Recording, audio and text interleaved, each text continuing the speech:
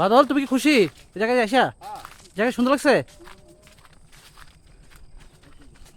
হানিফের কি অবস্থা, কেমন লাগতেছে? দূরে গেছে না? পরিশ্রমটা একটু বেশি নাকি? তার মধ্যে মশার কামড়, হ্যাঁ? সিটি কর্পোরেশনের দৃষ্টি আকর্ষণ করতেছি মশার কামড়ের লেগা।